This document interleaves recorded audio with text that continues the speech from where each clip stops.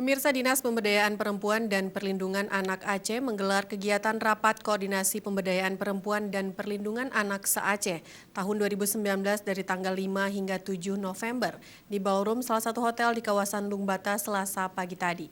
Peserta rakor sebanyak 131 orang dari P3A Kabupaten Kota dan Bapeda Kabupaten Kota juga instansi yang terkait.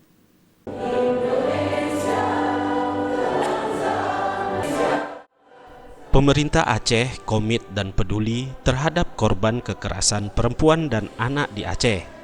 Makanya, payung hukum untuk itu semakin diperkuat di Aceh. Hal itu disampaikan staf ahli Gubernur Aceh Mahyujar yang mewakili PLT Gubernur Aceh di hadapan peserta rakor P3A se-Aceh. Staf ahli Gubernur Aceh ini pun mengharapkan dari rakor ini para peserta saling berbagi pemikiran dan pengalaman dalam menyelesaikan kasus kekerasan terhadap perempuan dan anak.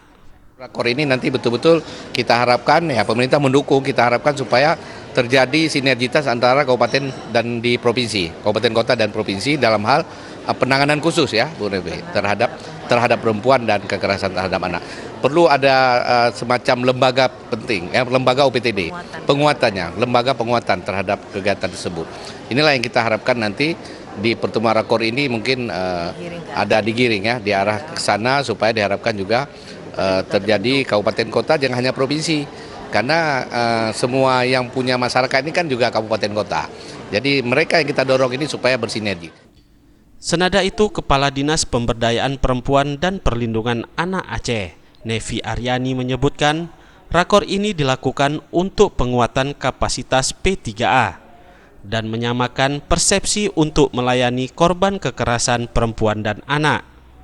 Selain itu, untuk menyediakan forum berbagi informasi dan tukar pengalaman.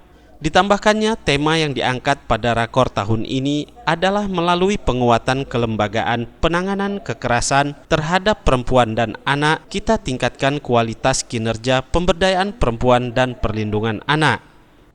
Dan ini adalah merupakan penguatan kelembagaan yang sudah ada. Selama ini kita kan sudah ada kelembagaan P2 TP2A dan ini kita perkuat dengan suatu kelembagaan UPTD, PPPA yang sesuai dengan Permen nomor 4 tahun 2018 ini.